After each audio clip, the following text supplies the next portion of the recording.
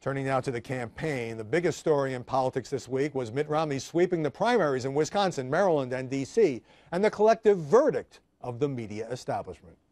Nothing's going to stop Mitt Romney from being the man. The race is effectively over.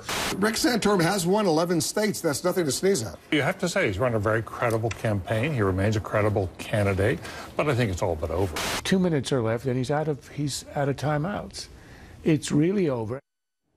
So what is the impact of these journalistic pronouncements? Joining us now to scrutinize coverage of the campaign in San Francisco, Deborah Saunders, columnist for the San Francisco Chronicle. And here in Washington, Aaron McPike, national political reporter for Real Clear Politics.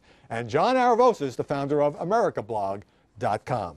Deborah Saunders, sure, Mitt Romney is very likely to win the GOP nomination, but where does the press get off declaring this thing over?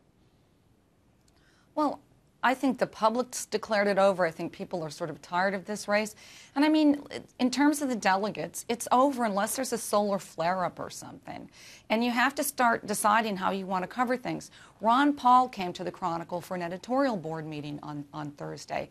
And I have to tell you, I didn't treat him as if he were a viable candidate. I mean, he's like the candidate emeritus now. He's out having a great time talking to college students, but everybody knows that he's not going to be president in 2012. All right. Opinion piece in the Wash Post this morning, why are Newt and Santorum still running? John Aravosis, it seems like the media can now kill off a candidate just by cutting off his oxygen. I think that's true. I mean, I think as a reporter, though, you have a problem where if you want to analyze the news and you truly see that the guy doesn't have a chance, what do you do? Do you not say it? Sort of like the exit poll controversy we had in the past, where now we don't release exit polls early because we're afraid people won't go out and vote. Same thing now. I mean, it is true. If you prematurely call a candidate dead, is he dead? Well, probably because you called it. But what do you do if he is dead? And every time that Santorum goes out and campaigns now, Aaron McPike, he's peppered with questions. When are you dropping out? Why are you still in the race? Won't you lose your home state of Pennsylvania?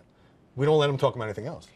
No, we don't. I talked to the campaign about this yesterday, actually, and their point to me was there are 3.2 million people who voted for him, and they're certainly not calling for him to get out of the race, so it's not fair to those voters. Do you agree with that?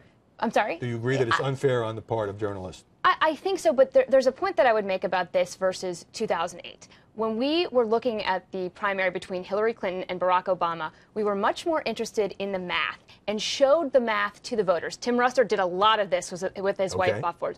We don't have him around this time to be doing that for us, so it's based on a lot of presumptions this time, which does seem more unfair. You know how I know that the press is absolutely positively, officially, and unofficially declared this over? Listen to the chatter about what we all now call the Veep stakes. Did Paul Ryan's vice presidential stock go up or down today? I think it's much more likely that he picks someone like, say, Senator Portman. I'll start with you, Amy. Who should be Mitt Romney's running mate? Cantor. Interesting. Ben? Very likely to be Rubio. Deborah, I don't want you to predict who you think will be the running mate. I do want to know what you think about 5 months before the Tampa convention. Journalists are now just playing this speculation game. Well, I think this is an area where journalists end up often get burned, that we look sort of silly, because usually we have no idea who they're going to pick. Karl Rove, in his book, talked about how, as a practical joke, they leaked the name of one person to a staffer who they thought was too friendly with the press, and sure enough, all these stories tumbled out.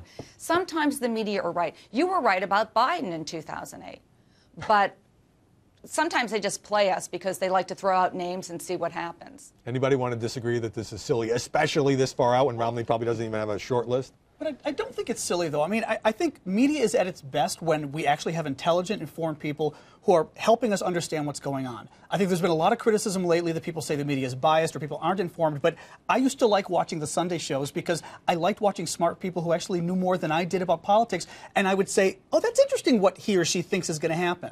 Now, I agree. If you go too far, you could tell people what's going to happen and then they don't vote. Fair enough.